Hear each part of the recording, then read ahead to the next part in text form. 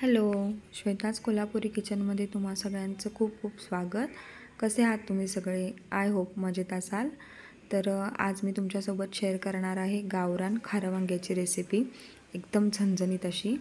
त्यासाठी मी साहित्य घेतलेलं आहे. इथं 3 वांगी, 2 छोट्या आकाराचे कांदे घेतलेले आहेत चिरून, 1 टोमॅटो, थोडी कोथिंबीर, लसूण, आलं, जिरे, ओल्या खोबऱ्याचे काप घेतलेले आहेत थोडे, आणि थोडे शेंगदाणे.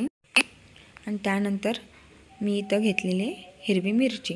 हिरवी मिरची जसं तुम्हाला तिखट हवं असेल ना त्यानुसार घ्या. कमी तिखट लागत असेल तर कमी घेऊ शकता.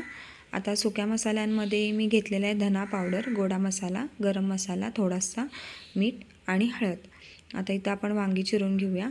वांग्याचे देठ आहे ना मी असे जास्त कापत नाही, अगदी थोडेसे कापते, कारण चव त्याच्यामध्ये जास्त असते. खरं तर कुणाकुणाला वांग्याचं देठ जास्त खायला आवडतो, मला कमेंट बॉक्समध्ये सांगा नक्की. तर हे बघा, मी तशी उभी चीर देऊन घेतलेली आहे. आता कीड वगैरे आहे का चेक करून ही वांगी आपण पाण्यात ठेवून द्यायची, जेणेकरून ती काळी पडणार नाहीत. आता तोपर्यंत आपण इकडं मसाल्याची तयारी करूया. एका पॅनमध्ये मी जिरे, लसूण आणि आलं टाकलेलं आहे. त्याच्यानंतर त्याच्यामध्ये टाकायची आपण मिरची, जे आपण घेतलेलं आहे ना साहित्य कोरडं, ते आपण भाजून घ्यायचं आहे. मी आता टाकलेलं आहे खोबरं आणि शेंगदाणे. हे सगळं आपल्याला आहे ना थोडंसं हलक्या रंगावर असं परतून घ्यायचं आहे. तेल टाकायची गरज नाही आहे अजिबात, पण जर तुम्हाला आवडत असेल तर तुम्ही टाकू शकता, पण तसं काय नाही गरज. आता हे बघा, हे हलक्या रंगावर असं भाजून घेतलं की थंड करायचं आणि मिक्सरच्या भांड्यातून छान बारीक असं वाटून घ्यायचं. ह्याच्यामध्ये मी थोडीशी कोथिंबीरसुद्धा ॲड केलेली आहे आणि हे बारीक पेस्ट करून घ्यायची याची. आता इथं वांग्यासाठी मी परत एका कढईमध्ये तेल घेतलेलं आहे.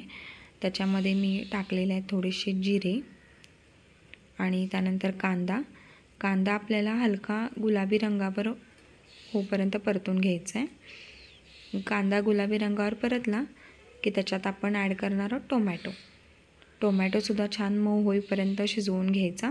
हे बघा, कांदा आता छान परतला आहे गुलाबी रंगावर असा.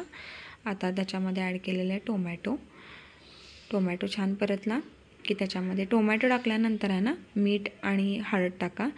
मिठाने आहे ना टोमॅटो छान मऊ व्हायला लवकर मदत होते.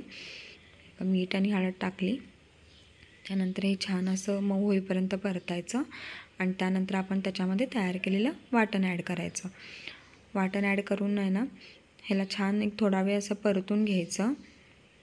ह्याला छान तेल सुटेपर्यंत आहे ना भाजून घ्यायचं. हे बघा, आता त्यानंतर मी त्याच्यामध्ये ॲड केलेलं आहे धना पावडर आणि गोडा मसाला. गरम मसाला आपण सगळ्यात शेवटी घालणार आहोत. कुठल्याही भाज्यांमध्ये आहे ना गरम मसाला शेवटीच वापरा, जेणेकरून त्याची चव आणि वास टिकून राहतो. आधीच ॲड केला ना तर चव आणि वास निघून जातो, काय उपयोग नसतो त्याचा. त्यामुळे शेवटी ॲड करा गरम मसाला कधी पण. आता हे मी धना पावडर आणि गोडा मसाला घालून आहे ना छान परतून असं घेतलेलं आहे आणि याला थोडंसं झाकून आहे ना एक 5 मिनटं ठेवून द्यायचं आहे. 5 मिनटानंतर थोडंसं पाणी, जे मसाला होता ना मसाल्याचं भांडं, त्यातलं थोडंसं मी त्यातच पाणी टाकून हे त्याच्यात मिक्स केलेलं आहे. आपण काय वाया जाऊ द्यायचं नाही आहे ना, म्हणून. आता हे छान असं तेल सुटेपर्यंत परतून झालेलं आहे बघा, छान तेल सुटलेलं आहे याला. आता आपण त्याच्यामध्ये ॲड करायचे आहेत वांगी टाकल्यानंतर पण आहे ना एक थोडा वेळ असं छान परतायचं, लगेच पाणी टाकायचं नाही, थोडा वेळ परतायचं आणि मग त्याच्यामध्ये गरम पाणी टाकायचं. पाणी गरमच टाका, कुठल्याही भाज्या करताना गरम पाणी टाकलं ना तर त्याची चव टिकून राहते. आता हे बघा, मी टाकलेला आहे गरम मसाला आणि आपली ही खारी वांगी तयार. तुम्हाला कशी वाटली रेसिपी नक्की सांगा. आवडली असेल तर माझ्या चॅनेलला नक्की सबस्क्राईब करा. थँक्यू.